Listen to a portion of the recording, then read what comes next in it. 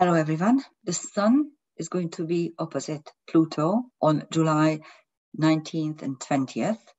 And whenever this happens, and it actually happens every year, whenever this happens, the Sun is just highlighting and illuminating this planet, which is no longer a planet, but in astrology, we don't really care how astronomers are labeling a celestial object. It's really none of our business.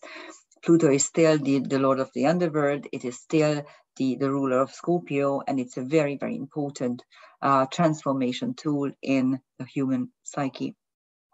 So let's see what happens first whenever the Sun is opposite really anything. And with the slower moving planets and centaurs and TNOs, it usually happens once a year, of course. With the fastest moving things, but actually with Mercury and Venus, it never happens because those are the so-called inner planets. And with the rest, you need to see. You really need to see how frequently the Sun is opposite any other object. But you can be sure that with Pluto, it's once a year.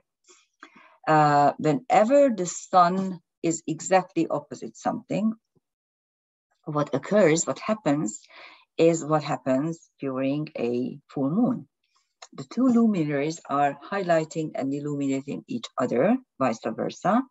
And this is exactly the same case when there's a slower moving object, because whenever the Sun is opposite it, the full spectrum, the full face, the entire object is highlighted. In this case, we are having some interesting placements. Let's take a look at the chart. Actually, this chart is for Budapest on the 19th of July around noon. So when you are located in England, this occurs at 11 a.m. But you can calculate whatever happens at your place of where you live. And I chose this particular moment because, again, I can show you a midpoint structure. Now, someone asked me if we look at, for instance, if we look at the Sun, Ceres, Mercury, this is also midpoint structure, but of course it's also a conjunction. By definition, it's not a stellium because Ceres is not a planet; it's a dwarf planet, and the stellium is 3 or 4 planets in one sign. Incidentally, we do have a stellium in this moment because Venus, the Sun, and Mercury are all in Cancer. So yes, there is a stellium, and yes, this is a triple conjunction, but it's also a midpoint structure.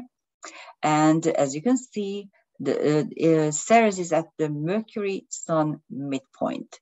So Ceres, which is the nurturing principle, which is the family, your home, your homeland, your nation, your tribe, whoever you feel you need to take care of, you need to look after, that is represented by Ceres, and not just the nurturing and not just food, but it's also food. Grains, which is at the moment there's a huge crisis in the world because it's going to be a serious grain shortage, and you must ask the question, whose interest is to have people starve? And just Google how much land Bill Gates and the other American billionaires vote recently. Just Google it and you will be shocked. So, and if you look at the apocalypse and the 4 riders, first is, what is first? I don't know. You see, I know the second one is plague. I mean, the pandemic. The third one is famine, and the last one is death. And this is what we are getting in this order, kind of. Anyhow, there's another, as I said, I chose this time of moment in time because of the Jupiter Chiron midpoint.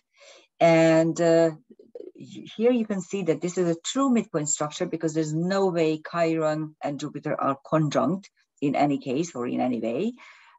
If you allow the moon I mean, if you say that, yeah, the moon has like 5-6 degrees either side, you could treat it as a conjunction, but not in karmic astrology. This is a very nice midpoint structure, and the way to interpret it is very easy. Chiron Jupiter is always about how you can turn your own karmic wounds into gold, pure gold. And the moon, which is both your spiritual essence and also your nighttime luminary, the moon is joining it, the two, so joining Chiron and Jupiter. So it's actually, if you put your heart into it, if you put your soul into it, you can turn your karmic wounds into gold during this opposition. I will give you an account on how to interpret the Pluto-Sun opposition in a minute, but let's take a look at the third midpoint structure and or conjunction. But because, yes, you can treat the Juno, Astrea, Neptune as a conjunction, but it is also a midpoint structure because Astrea is at the midpoint of the Neptune-Juno, and Juno is the official spouse, committed relationships, long-term relationships, serious relationships, and Neptune is the higher love, universal love. And so this space-time moment is perfect for turning your partnership, changing it into something else, something nicer, higher, more filled with love and more filled with devotion. That's exactly how you can describe this particular midpoint structure. And there are two conjunctions at that exact moment. One is the Sedna dark moon Lilith conjunction at the very end of Taurus. This is exact to the minute. Sedna is creation through dissection, and the dark moon is the acceptance of any type of curse upon us. So you can actually dissect a curse and redo it in a way so that it won't hurt you. And the Uranus North Node conjunction is not exact at the moment. It is nearing, it is applying. It will take a couple of days, even weeks before it gets exact. But this is this year's major conjunctions. It only occurs, I mean, the conjunction itself occurs every 1.5 to 2 years, and it usually 2 years usually, and it can be described as changing your destiny, and our destiny is rapidly changing. So there will be some very decisive moments in the upcoming days and weeks when we can actually do something about our destiny. If you can and you have the means, buy land, buy a place in the country where you can camp out this disaster that is thrown at us Europeans by the Americans. Let's say that it's very important. Anyhow, so that's quite relevant. And now the Sun-Pluto opposition. As I said, the Sun is highlighting and illuminating whatever it is opposite. And Pluto, of course, is the deep state. Pluto is the power behind, the real power behind the apparent power. And let's watch the news together, and we are going to see something unearthed, or something that is going to be highlighted, coming to the forefront, either of interest or of the news. Definitely, there's going to be some sort of illumination regarding this sinister and dark power. Okay. Let's take a look at this T-square. We have a dissolved T-square at 26 to 28 degrees of the signs. You have this of the opposition, Pluto opposite Sun, Ceres, and Mercury squared, and T-squared by Aries, drastically altered outward circumstances, the war itself. This is a cardinal T-square. And the Pluto Aries square has been there for quite a while. It's one of the most difficult aspects in karmic astrology, because Pluto is transformation and death. and Aries is drastically altered outward circumstances. So you can actually get the feeling how difficult it is, and the sun is actually highlighting, illuminating, and transfusing it with energy and consciousness as well. Luckily, the T-square is dissolved by Neptune. Neptune in Pisces is retrograde at the moment, and the Neptune-Sun trine is about understanding, taking a look behind the scene and understanding, taking a look from above and seeing whatever is hidden. The Neptune-Ceres trine is about either some sort of sacrifice or understanding regarding your home or your family or nurturing.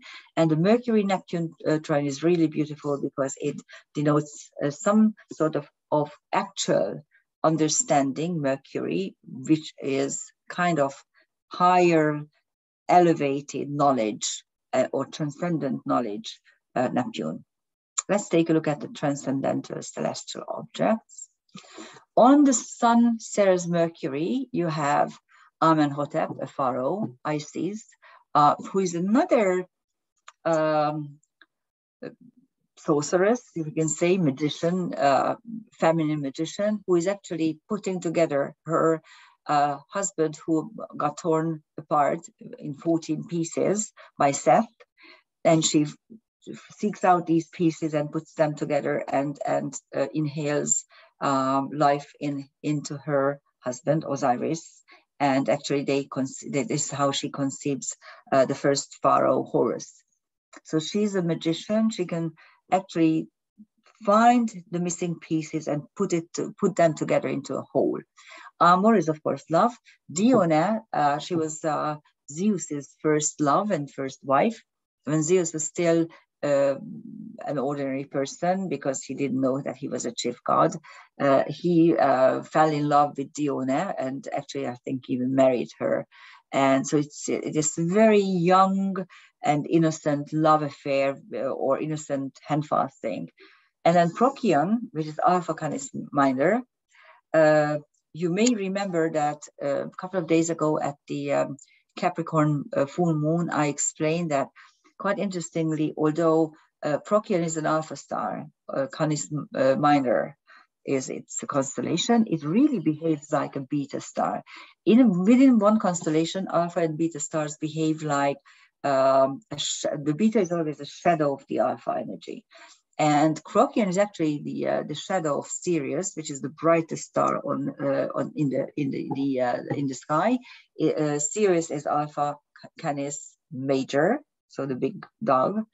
And in this case, Procyon is really a very bright star. Look at the magnitude is 0.5, so it's really bright, but not as bright as Sirius. So it's actually overshadowed by the brilliance and beauty of Sirius. On Pluto, we have Cyrus, leader, Metis, wisdom. She's the goddess of wisdom.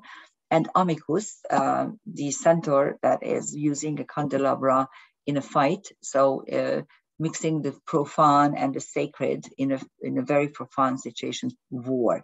And that's exactly what's happening in the world. Nothing is sacred anymore. On Neptune, you have Hermes, the imp, okay, the god for alchemy and mischief.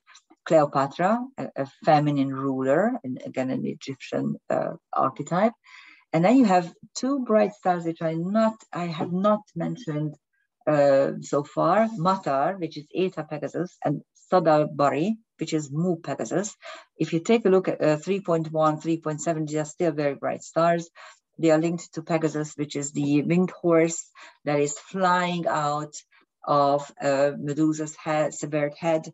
And Pegasus is the energy of the Taltos, the magician who is flying with ideas. So it's quite a sight, let's put it this way. And then on Aries, you have Tisiphone, the goddess of retaliation. We also have a kite at 19 or 20 to 22 degrees. The base of the kite is the North Node, South Node opposition, the nodal axis. On the North Node, you have Uranus, changing our destiny. That's what we are doing. Also, Lilith, which is revolt against injustice. And then the Juno, Astrea conjunction, changing, karma breaking in your relationship. I didn't put Neptune here because it was too wide. But you may remember that this is really a triple conjunction or a midpoint structure. And then take a look at the transcendental celestial object for this kite. On the North Node, you have, and North Node Uranus, actually, you have Urania, the muse of astrology and astronomy. At that point, these two were not separate. Berenike, which is sacrifice, slowly and silently made sacrifices.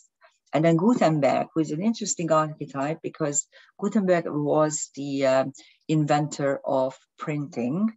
And with this, he made it possible for large amounts of people to read and to get knowledge. So on the one side, this is brilliant and it's an absolute perfect invention. On the other hand, it became possible for the powers that be to manipulate, because if you can put things in print and large amounts of people read the same print, they think it's true. They think that it's true knowledge. So it's a double-edged sword, to say the least.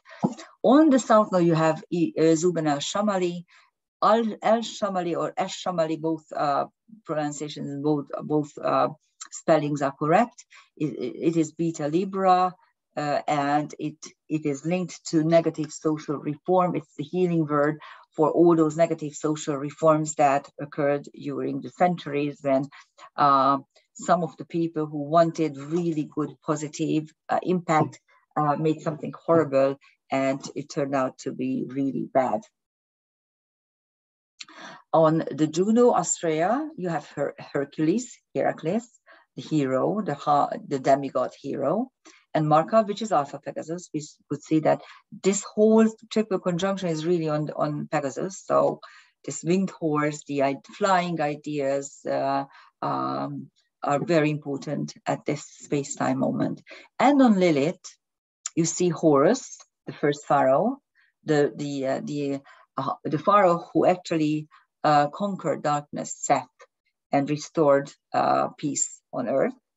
And Castor, which is Alpha Gemini, which is the artist who is successful and not suffering and is able to show his true colors while creating art. So this is it.